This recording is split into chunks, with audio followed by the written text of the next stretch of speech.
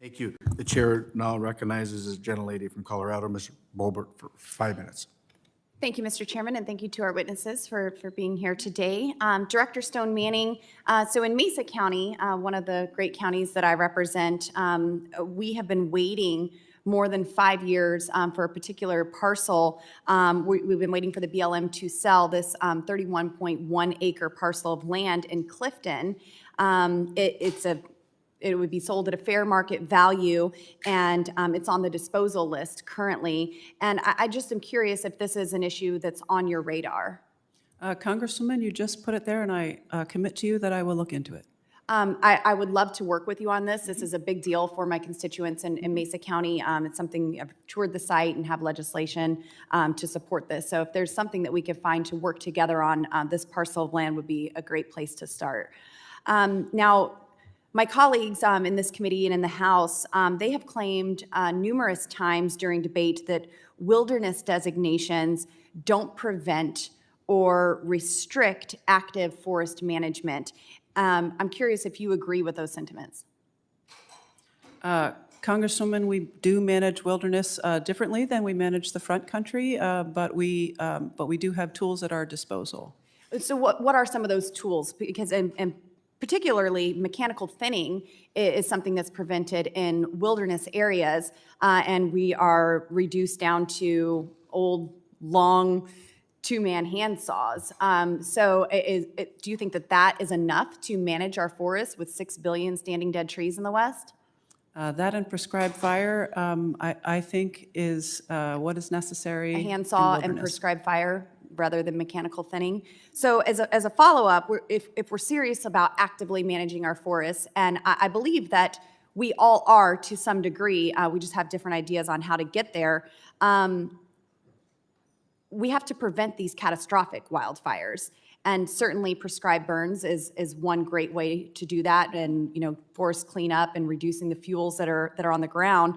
But would you say that we need more mechanical thinning on a larger scale in these overgrown areas? Congresswoman, we are focusing that work with great intent around the wildland-urban interface in order to protect people and communities.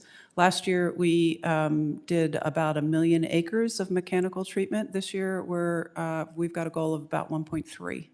And are you intending to increase the use of mechanical thinning?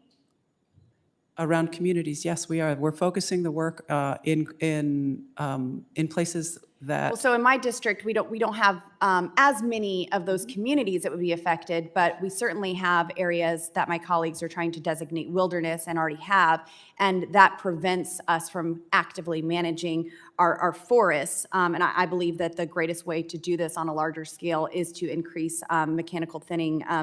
We have to reduce the 234 million acres of forest that's currently considered high risk for these dangerous and catastrophic wildfires. So that's another thing that I would love to work with you on, because we have to be good stewards of the land that we've been given, and actively managing our forests is one way to do that. Now, mineral lease sales, moving on, are required by law to take place at least quarterly.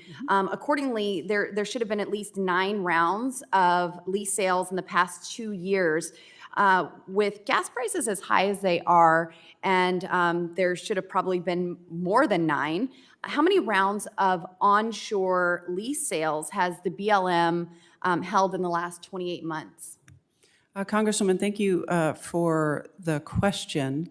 We held a lease sale in fiscal year 22. That was 5 sales, if I'm remembering properly. We have sales now, regular sales coming starting this month. But I think that how many sales are scheduled for this month? Because I'm showing that the answer is 1. We've had 1 lease sale, and the B.L.M. is not currently complying with law here, and truly hurting domestic energy production. So how many sales do you have planned?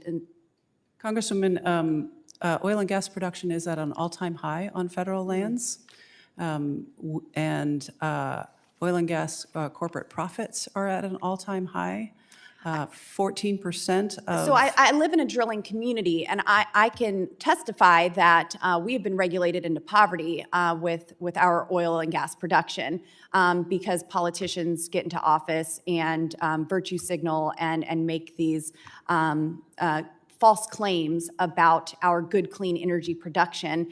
And unfortunately, it is hurting my constituents. And so if we could work together to increase these sales and increase future production, I think that would help the future revenues for essential services like schools, roads, firefighting, and all of the things that we care about so much.